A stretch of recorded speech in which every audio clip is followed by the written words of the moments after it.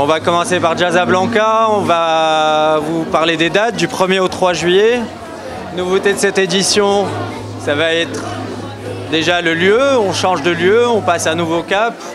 On va s'installer à Enfa Park, qui correspond à notre vision de développement territorial et du développement de Jazzablanca pour les années à venir. Et on est très content d'être ici. Et c'est très important pour nous de remercier aussi la SOREC qui nous a accompagnés dans les 7 précédentes éditions. On a travaillé sur une programmation, sur déjà garder l'esprit du festival.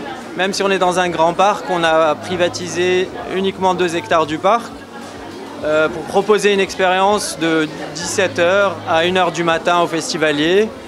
Sur la scène Casa Enfa, on va aller sur des concerts debout, donc ça c'est la grande nouveauté de cette édition. Sur la scène 21, on sera un mix entre assis et debout, donc plus en mode jardin, parc, festival. Et on aura des artistes de 18h à 21h, on sera plus sur du jazz, et de 21h à 23h, à 1h du matin, on va osciller sur plein de styles en passant par du jazz, des fusions, notre première fusion entre Hamid Saleh et Majid Kras, finir avec Ben Harper, passer par Oum, vraiment tout un tas d'artistes exceptionnels. Ibrahim Malouf, Gilberto Gil.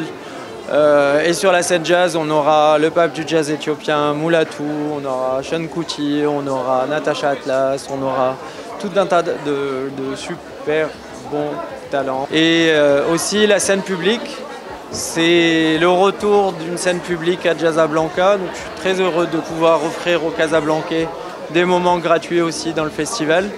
Et c'est que le début du changement et on vous promet encore une année 2023 encore plus forte. Et je vous dis rendez-vous du 1er au 3 juillet. Nous sommes ravis de retrouver un festival que nous accompagnons depuis 10 ans maintenant et qui a grandi avec le temps et qui nous revient avec un format nouveau dans un lieu exceptionnel qui est l'Enfa Park.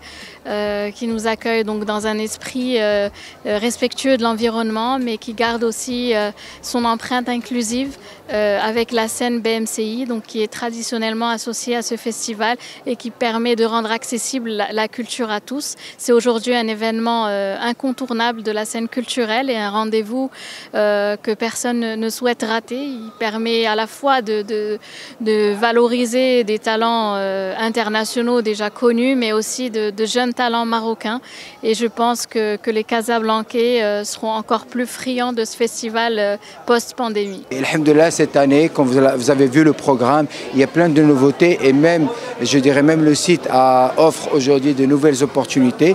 Donc pour nous, c'est complètement dans l'émission de la SDL, à savoir valoriser la culture au niveau de Casablanca, en particulier la musique, et surtout de pouvoir transformer la ville de Casablanca pendant